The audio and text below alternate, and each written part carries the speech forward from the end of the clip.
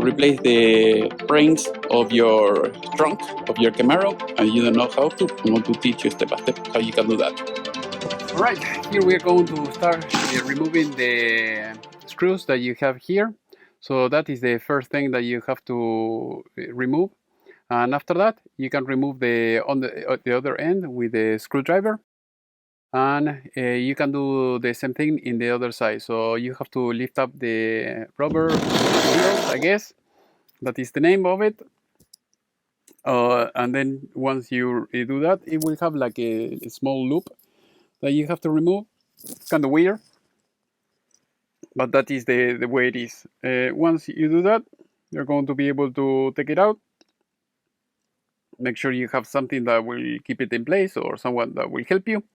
So in this case, I have another piece that I was able to use to keep it up. As you can see over there, with the screwdriver, just pry it. It will be very easy. As you can see, I have both are out. Now all I have to do is install the new one. As you can see, it has a small loop, a small hole, and you have to buy this specific kind, because I was thinking maybe I can use, like a generic strut. No, it doesn't work. You have to have that little hoop that you see over there. Otherwise, it will not fit, or it's going to be very difficult to adapt something else. So all you have to do, if you have a piece just pliers, you can pull the old one, and that's it. So now all you have to do is just put it back, the new one. As you can see, you put the loop in, and then you put that, and then after that you can use the pressure. You can pressure the other end to the little device that is in the other end, and that's it. So it's like a round ball that you have to use. Here, you can use it in one end or the other. It doesn't matter, the piece of rubber that you see over there. So the only thing that you have to do is just make sure that it's inside. It goes inside. There we go.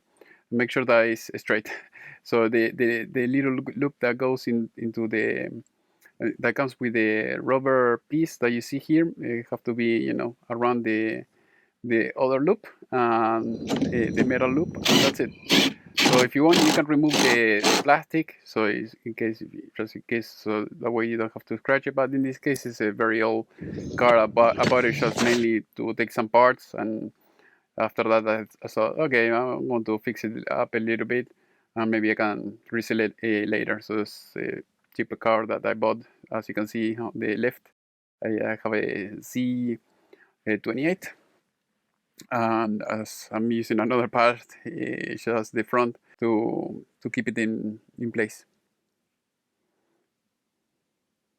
You have to push the rubber seal or gasket very hard, otherwise it's going to be very it's not going to look good, but it's difficult to do it. But once you do it, everything looks great. So as you can see, everything looks good.